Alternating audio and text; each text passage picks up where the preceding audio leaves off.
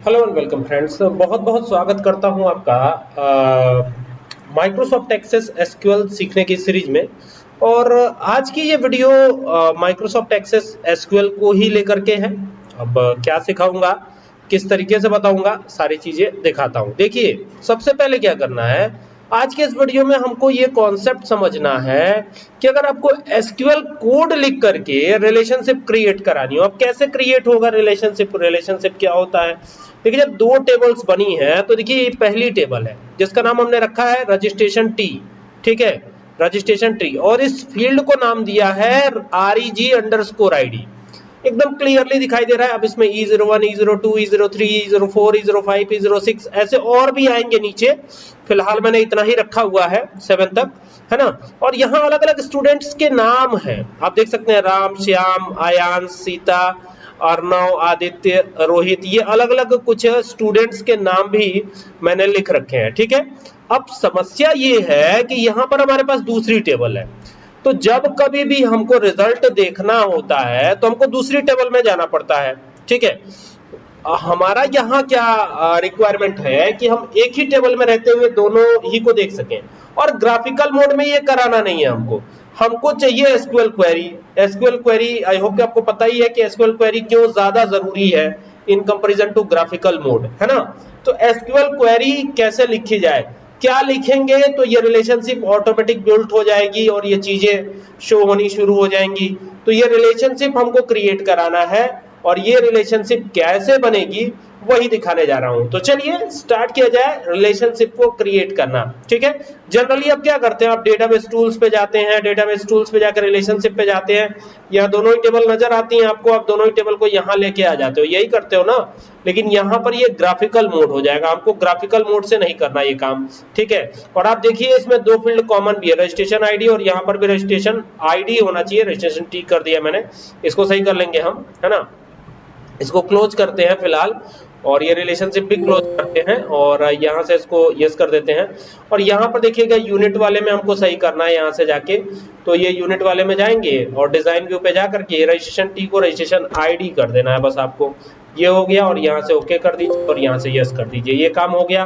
तो अभी ये आईडी हो चुका है और सेम डेटा टाइप के साथ हो चुका है, सेम डेटा भी फिल है।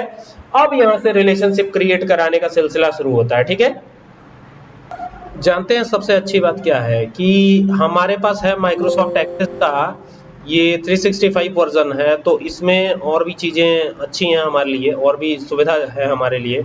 यहाँ पे क्रिएट पे जाएंगे ना तो यहीं पर आपको नजर आएगा एसक्यूएल क्वेरी, तो यहीं पे चले चलना है। ठीक है, और यहाँ पे जैसे ही आते हैं तो ये सेलेक्ट लिखा हुआ दिखाई देगा, तो बस यहीं पे सारा काम करना है आपको। अब यहाँ लिखिएगा सेलेक्ट, हमारे टेबल का नाम है रजिस्ट्रेशन टी, तो यहाँ लिख देते हैं रजिस्ट्रेशन टी, और ये ऑटो सजेस्ट भी कर देता है। अगर आप शायद 2007 यूज करेंगे तो वहाँ ऑटो सजेस्ट नहीं करेगा, तो आपको लिखना पड़ेगा। ठीक है, तो ये हो गया रजिस्ट्रेशन आईडी, क्योंकि यही कॉमन फील्ड है दोनों में, तो ये रजिस्ट्रेशन आईडी कर दिया। और फिर यहाँ पर रजिस्ट्रेशन टी वाले से ही हमको क्या लेना है, ये हो गया रजिस्ट्रेशन टी, और इसी में से क्या लेना है, नेम लेना है, तो यहाँ लिखेंगे डॉट नेम। ठीक है, ये हो गया डॉट नेम, फिर कॉमा लगाइएगा और फिर यहाँ लिखिएगा यूनिट टेस्ट 1। अब चूंकि यूनिट टेस्ट 1 वाले को कनेक्ट करना है तो यूनिट टेस्ट 1, जो यूनिट 1 नाम से हमने सेव किया है टेबल को, वो हमने दे दिया। और यहाँ लिखिएगा डॉट रोल नंबर। ठीक है, रोल नंबर यहाँ पे आएगा, तो ये डॉट रोल नंबर, और फिर कॉमा लगा दीजिएगा, फिर एंटर करते हैं। नीचे आते हैं, और नीचे आने के बाद क्या करेंगे, यहाँ पर एक चीज और ध्यान दीजिएगा कि ये हम एंटर करते चल रहे हैं, यहाँ से जो भी चीजें, हर लाइन में अलग अलग चीजें लिखेंगे, जो भी चीजें हैं वो लाइन वाइज लिखते हैं। ठीक है, फिर यूनिट 1 से ही हमको क्या चाहिए, सब्जेक्ट चाहिए, तो यहाँ लिखेंगे यूनिट UNIT यूनिट 1, और यूनिट 1 डॉट, अब सब्जेक्ट 1 चाहिए तो यहाँ से सब्जेक्ट 1 ले लीजिए। यहाँ पर टैब दबाता हूँ मैं, सब्जेक्ट 1 हो गया, फिर कॉमा लगा दीजिए, फिर यहाँ पे लीजिए यूनिट 1, वही यूनिट 1 ही लेना है आपको हर बार। डॉट सब्जेक्ट 2 आ जाएगा इस बार, तो ये हमारा सब्जेक्ट 2 है, तो ये सब्जेक्ट 2 लगा दिया हमने, फिर कॉमा लगा दीजिए, फिर यहाँ यूनिट 1 ही आएगा, तो ये हो गया यूनिट 1, डॉट लगाइए, इस बार सब्जेक्ट 3 आएगा, तो ये लगा दीजिए सब्जेक्ट 3, फिर कॉमा लगाइए, फिर यहाँ आएगा यूनिट 1, तो ये हो गया यूनिट 1, फिर यहाँ डॉट लगाइए, सब्जेक्ट 4 कर दीजिए, तो ये हो जाएगा सब्जेक्ट 4। ठीक है, और फिर कॉमा लगाइए, फिर यहाँ लिखिए यूनिट 1 ही रहेगा, और डॉट लगाइए, और यहाँ कर दीजिएगा सब्जेक्ट 5। ठीक है, तो ये सब्जेक्ट 5 तक हम लोग आ चुके हैं और total marks we have already calculated. तो टोटल मार्क्स हम लोगों को लेना होगा, total marks we have to keep also, ठीक है, यहाँ रखना पड़ेगा टोटल मार्क्स।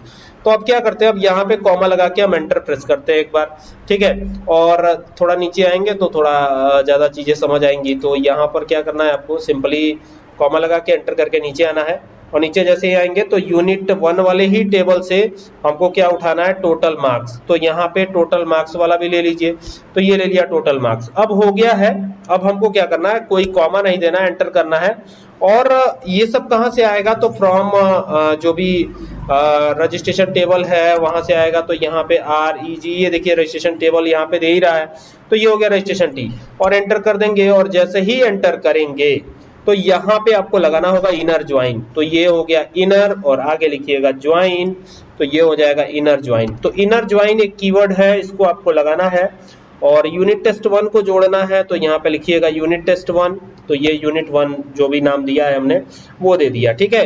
अब यहाँ पे लिखिएगा ऑन, ठीक है, ऑन हमको रजिस्ट्रेशन जो भी नाम है इसका, तो यहाँ पहले टोटल क्या था, यहाँ पे टोटल, एक मिनट, यूनिट 1 में टोटल TOTAL टोटल मार्क्स था, ये टोटल मार्क्स हमने रखा ही है, यहाँ तक तो ठीक है।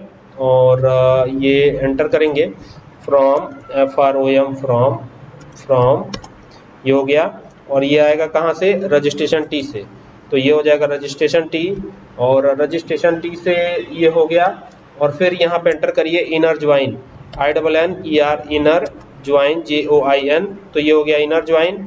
और इनर ज्वाइन में यूनिट टेस्ट 1 से इनर ज्वाइन होगा, तो ये इनर ज्वाइन हमने कर दिया, ठीक है, ये कोड ठीक से लिखा नहीं गया था। फिर यहाँ पे नीचे आएंगे तो ऑन करेंगे, तो ये हो गया ऑन। और यहाँ पे रजिस्ट्रेशन वापस से टी वाला टेबल का नाम आएगा, तो ये रजिस्ट्रेशन टी वाले टेबल का नाम आ गया, डॉट रजिस्ट्रेशन ID, REGID, ठीक है, रजिस्ट्रेशन ID हो गया इज इक्वल टू यूनिट 1 हो गया, और यूनिट 1 डॉट रजिस्ट्रेशन ID कर देंगे, हो गया बस काम, इतना ही तो करना है।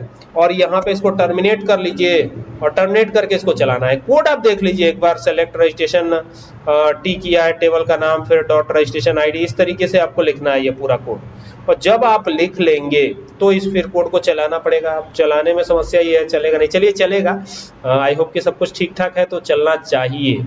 तो ये चल गया, आप देख सकते हैं कि यहीं पर सारी चीजें, सारा डिटेल आपको देखने को मिल रहा है।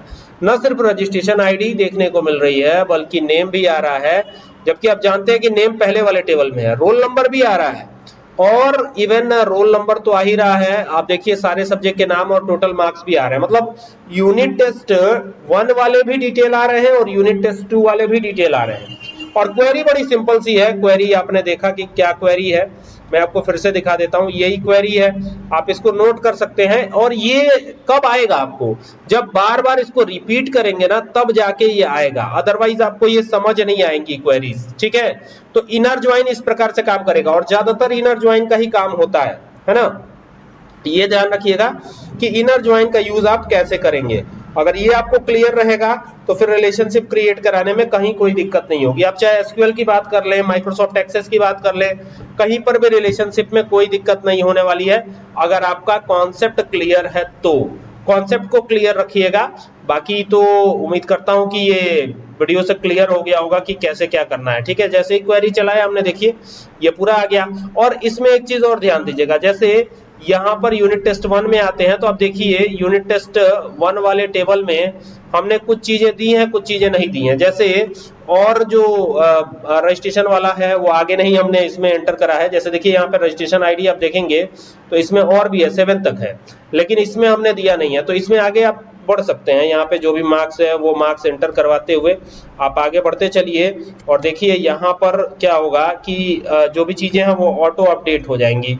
तो E05 हो गया, एंटर करके नीचे आए, और यहाँ पे 34, 55 जो भी मार्क्स हैं वो यहाँ पे एंटर करते चलिए। और यहाँ पे जैसे ही आप आते हैं तो यहाँ पर ये अपडेट भी होता हुआ नजर आएगा आपको। तो ये हो गया E06 तक हमने कर दिया, अभी 7 नहीं कर रहा हूँ, 6 तक ही किया है, और इसको सेव कर लिया। और सेव करके अब इस टेबल को क्लोज कर दिया और इसको क्लोज कर दिया। अब ये क्वेरी दोबारा से हम चलाएंगे, तो यहाँ से जाएंगे और वो जो हमने कोड लिखा है उसको देखेंगे और यहाँ से रन कर देंगे। तो रन करते ही देखिए बाकी का जो अपडेट किया था 6 तक का पूरा डिटेल इसमें अपडेट हो गया। 3 वाला चूंकि हमने उसमें दिया नहीं है शायद, या जो भी हो, तो देखिए यहाँ पे 3 वाला है क्या, E04 कर दिया, E03 नहीं दिया है। तो अब यहाँ पे E03 की डिटेल एंटर कर दीजिए आप, ठीक है। यूनिट टेस्ट वाले में E03 की डिटेल ऐड कीजिए। तो यहाँ पे E03 की डिटेल हम ऐड करेंगे। ये यहाँ से पहले तो इस यूनिट वाले टेबल को क्लोज करेंगे। ये हमारी क्वेरी है, ये तो देख ही सकते हैं आप, इसमें 3 नहीं है, ठीक है।